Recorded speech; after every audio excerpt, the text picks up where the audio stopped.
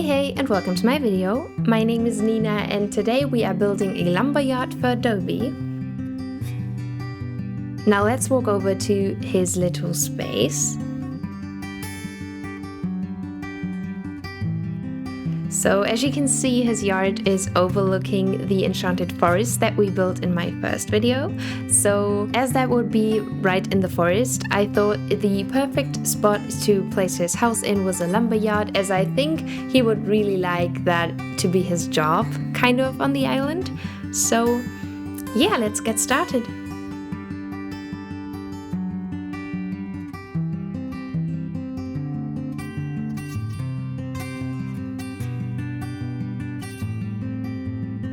I started off by waterscaping a little stream that connects from a level that lies above his nook in this forest. So I wanted to break up that longer strip of land that leads to his house by just a little stream.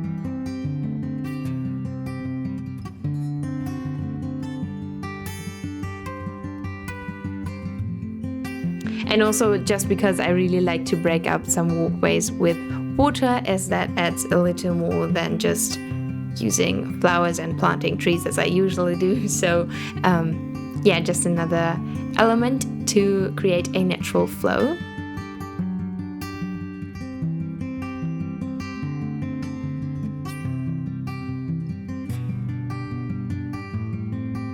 I wanted this to be very skinny, but also had to be cautious of where I would put the waterfall that leads down to the lowest level, as I have already built Coco's yard there, and I didn't want the waterfall that's not leading into anything to be too visible from the ground level. So I tried to kind of hide it behind the other cliff and a tree.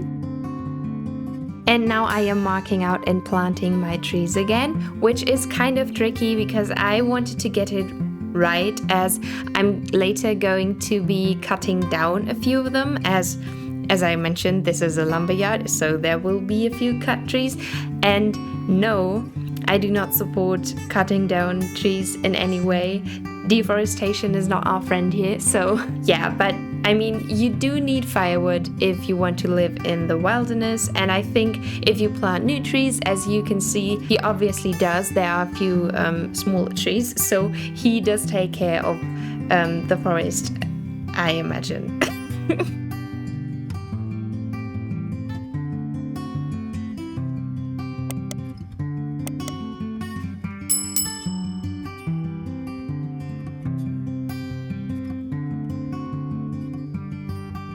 And I saw someone comment on another video of mine asking about how you stunt trees. Now, I didn't really explain that, I think, in an earlier build, I'm not sure, but I always do that, so I wanted to address it. It's nothing I have come up with. It's, I thought, basically common knowledge at this point. You just need to plant a fruit right behind, next to, or in front of a tree, so that there's like no space in between the little seedling and the tree, so right next to or around the tree, and then you basically stop the tree from growing. So yeah, you just need to wait until the tree reaches the right state of growth, I guess, and then you can plant the tree around it and it will stay like that.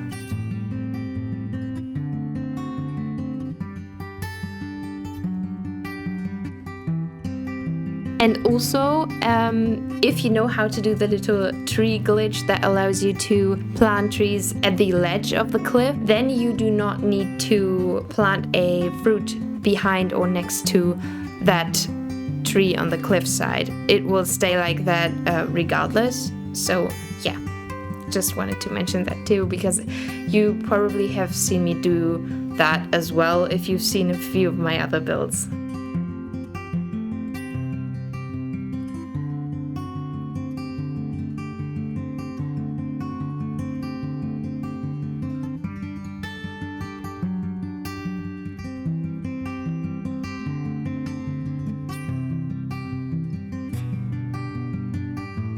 And then I planted a bunch of flowers and am now going to lay down some custom designs to also add in a mush parasol, as that kind of carries the design that I did with the Enchanted Forest onto this level, because I like to keep my areas very cohesive, and even if they follow different color schemes or like themes in what they are supposed to be, I still like to add different elements that reoccur in basically every build on my island, just so that the flow feels very natural and just flows a little better.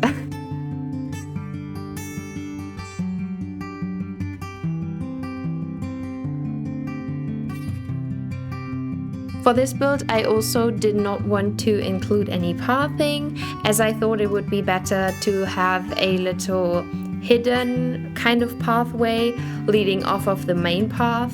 So there are only a few of those wooden planks that I added, and then I just planted a bunch of weeds and custom designs. So the only way to see where the path is because I tried to keep it a little lower in height, so there are only custom designs and I think a leaf pile and some weeds. So the area around it has trees and flowers and larger items, and then in the middle where the pathway is, it kind of goes down and you can see where you can walk through, or at least I imagine it to be very to make sense in that way, and I probably am the only one to understand what I'm even saying right now.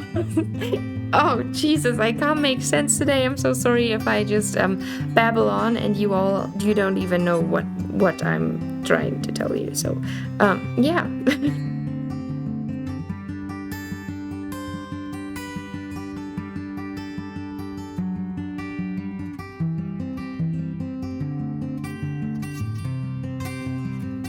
Since I'm doing a bunch of natural really take a shot of water whenever I say natural or something like that.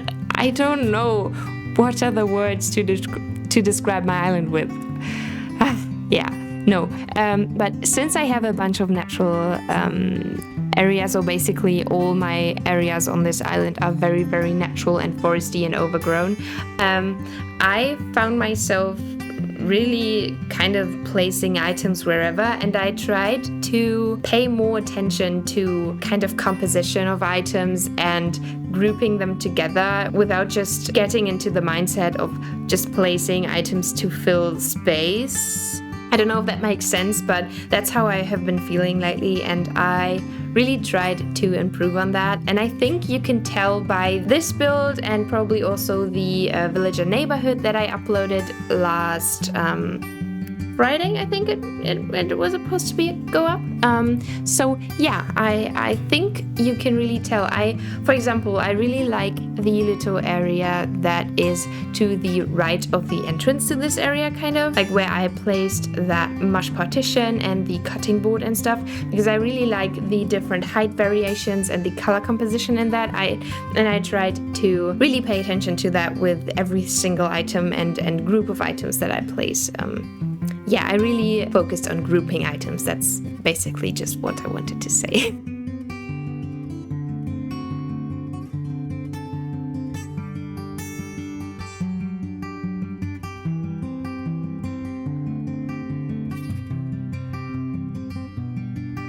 And then towards the front of his house, like right in front of his house, I wanted to also use items that are lower in height, just so that his house is visible and you also get a nice view of the Enchanted Forest that lies underneath it.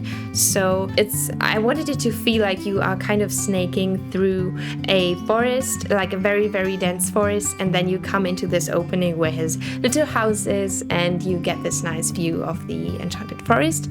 And whenever I finish the area that lies underneath his little house to the left also the view of that one. But I enclosed that a little more because that's not the main focus, as the cliff we connected the river to, like the second level to the left of his little space, will overlook that little sunken area, and I'm not sure what I'm going to put there, but that's the main overlooking area that I wanted. I'm not sure if my sentences...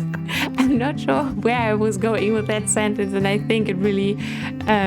you could tell... Oh, Jesus.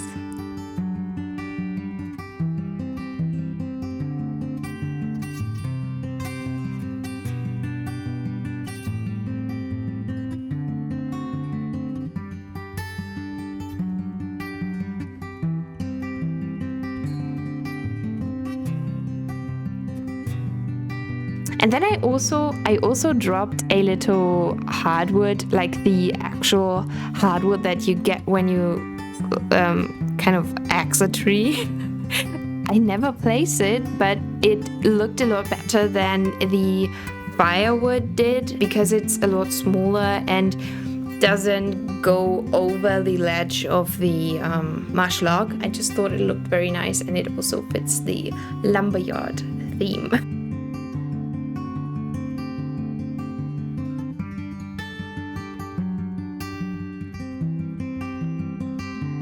And now you can't really see most of the items I placed behind those two bigger trees, but I still like to really design every little tile of this island, because I think you can still tell if something is decorated just where things are visible or if it's actually decorated everywhere, because I think it adds a lot to an area when you can kind of see flowers and weeds and little items peeking through certain areas or bushes or whatever. So yeah, I'm always decorating even if it may not be visible at first glance, kind of.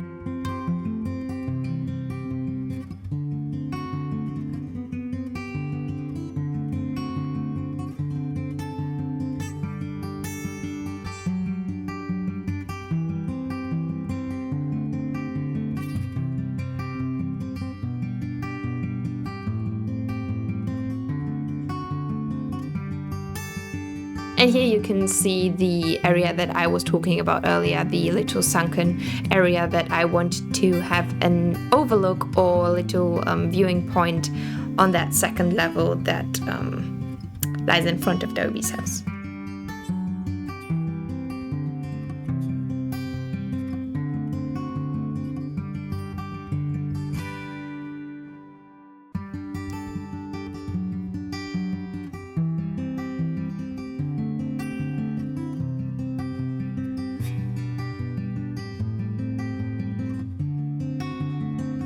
And now I am continuing the design onto the strip of land that lies before you kind of hop over that little area that we terraformed. Yeah, I just added a bunch of other flowers and weeds and a pumpkin sprout, as I always like to do, and just some log benches because I wanted to carry the Lumberyard theme into this little area as well, just to make it nice, cohesive, and just improve the flow of those two areas.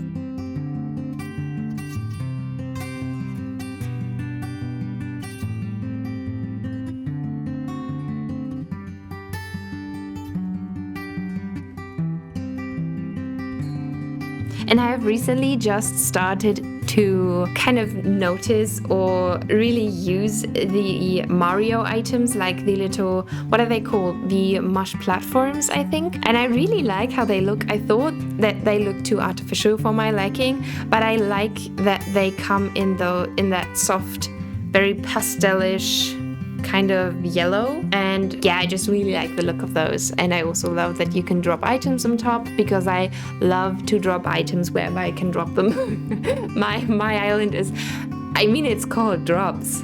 I initially planned for it to be called Drops because I like the rain, but you could also see that as a little homage on the many dropped items that I like to drop.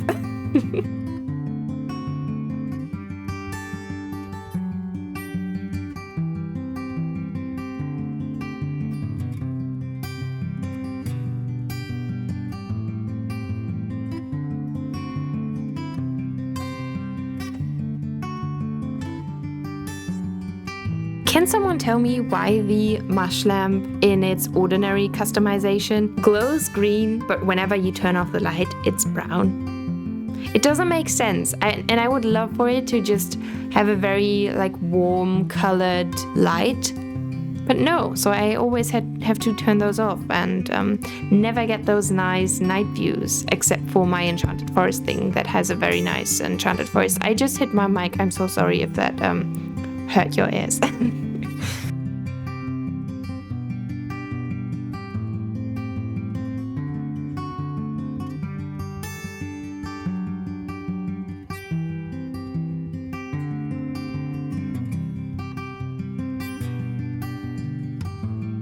And then I added a little simple DIY bench, which I have never done before, like put them somewhere as decor, but I think it just fits perfectly because it looks like a huge tree stump when you hide it behind a tree, just like peeking through a little bit. And it's also nice to have some workbenches kind of scattered around the island so that you don't always have to have one in your pockets, you know? Oh boy, I'm so sorry. Now you've actually heard my dog. I think you might have heard him drinking a few times, but I'm not sure if that's actually audible. So now you have definitely heard him. I'm not sure what he heard though, so yeah. But anyways, that wraps up the build for today. I'm going to leave you now with a montage of the finished product. If you enjoyed this video, I would very much appreciate it if you like and subscribe to my channel. I would love to have you here. And yes, take care of yourself until next time, and bye bye.